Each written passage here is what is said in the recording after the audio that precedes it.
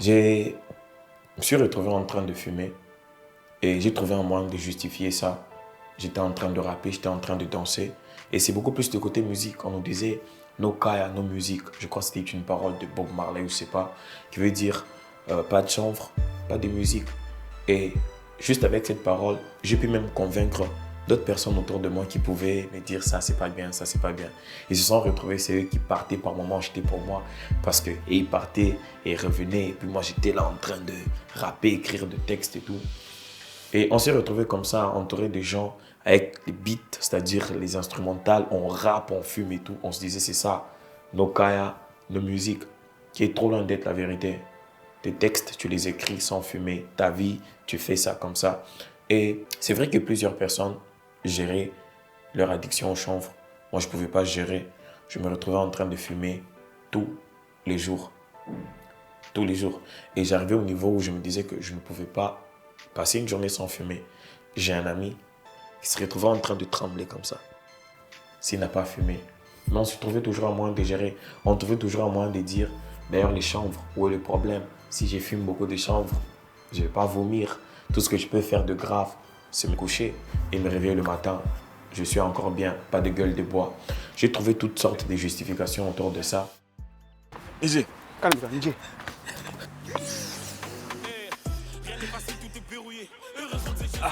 Voilà, attends, bon. Il faut tomber. Oui, mais bête, tu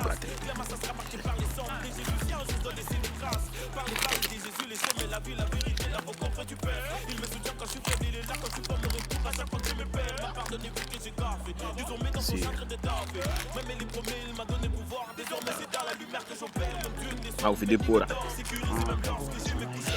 Ah, bon.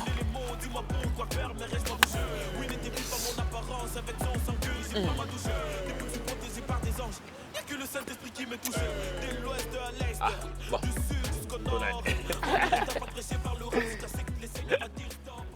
Le docteur Miles Monroe a dit que les gens que vous voyez boire, fumer, sont des gens qui sont en train de chercher Dieu.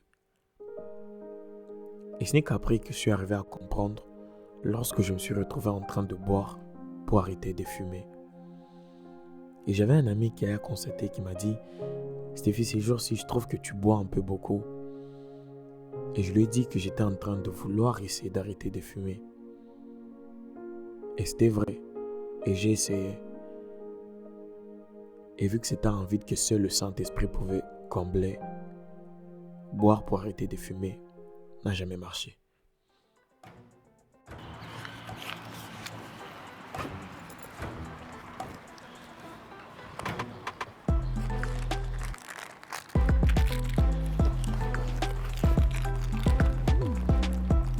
Tu m'amènes à Kabouraka.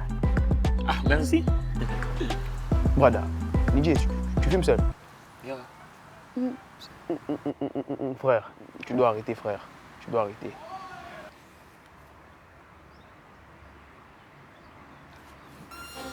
Ok.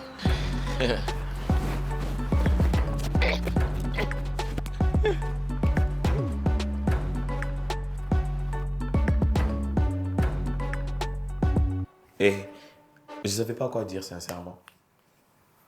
Je ne savais pas quoi dire sincèrement. Quand je lui ai dit oui, il m'a dit tu dois arrêter. Et je suis rentré à la maison. Ça m'a beaucoup travaillé. Ça m'a beaucoup travaillé. Ça a joué dans ma conscience. Et je n'ai pas arrêté. C'est vrai que j'étais là. Aïe, aïe, pourquoi j'ai fait ça? Pourquoi j'ai fait ça? Je n'ai pas arrêté. C'est comme quand c'est une personne qui a besoin d'être délivrée. Tu vas ramener tous les conseils avec ton bon français. Ça n'aura jamais de l'impact dans sa vie. La personne a besoin d'abord d'être délivrée. Une fois, une personne m'a dit, vous pensez que vous ne pouvez pas vivre sans fumer, par exemple. Imagine quelqu'un qu'on emprisonne pour 3 jours. La personne survit sans fumer. Mais une fois que la personne sort, directement, elle se dit, je dois fumer. Tout simplement parce que tu as programmé ton cerveau. Je crois que ça, c'est une autre vidéo. Sans pour que je puisse te faire passer du temps dans cette vidéo, je vais t'expliquer pourquoi j'ai dit que j'ai presque fumé ma destinée.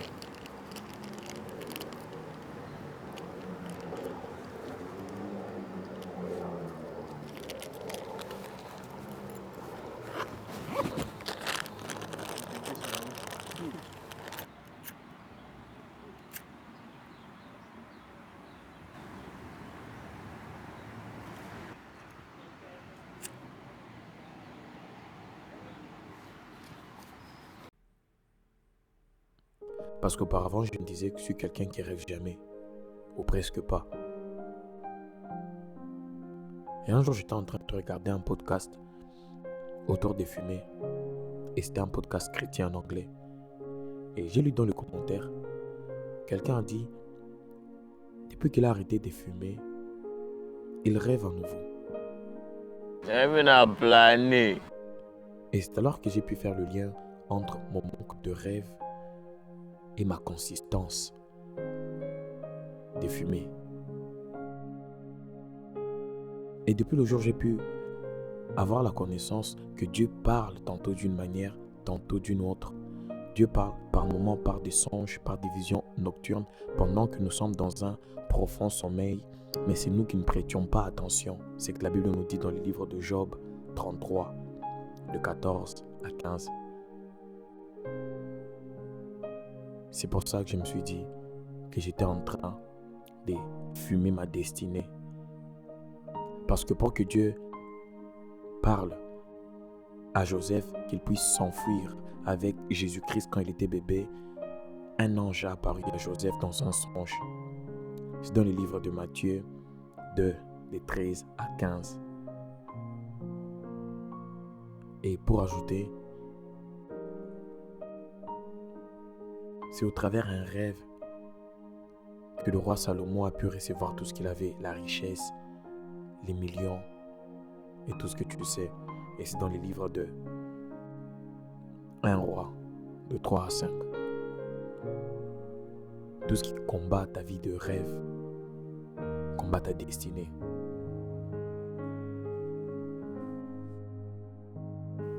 Tout ce qui menace ta vie d'esprit, ça peut être des addictions. Pourquoi je parle des addictions? Parce que tout ce qui est addiction, c'est en train de te pousser à nourrir ta chair. Et tout ce qui est en train de te pousser à nourrir ta chair est en train d'étouffer ton esprit. Tout ce qui est comme addiction, tout ce que tu es en train de faire en ce moment, qui est en train de te nourrir ta chair, de te consoler autour de ta chair, tout ce que tu es en train de faire pour remplir ce corps est en train d'étouffer ton esprit. Et ça est en train de combattre ta destinée. C'est comme ça que moi, je me suis retrouvé en train de presque fumer ma destinée. Là que je suis, Dieu m'a fait grâce, je ne suis plus dans ces choses. Mais j'aimerais te parler toi. Si tu fumes encore, tu n'as pas besoin de te sentir jugé. C'est question de tes convictions, c'est question de ce que tu suis. Mais tout ce que je peux te dire, Dieu a une mission au-delà de ce que tu fais. Et ne sais-tu pas que tu es le temple du Saint-Esprit? Ne sais-tu pas que tu es le temple du Saint-Esprit? Dieu a dit, si tu détruis le temple, il va aussi te détruire. Dieu m'a fait grâce. Je sais que Dieu va te faire aussi grâce pour que tu puisses sortir de cette addiction.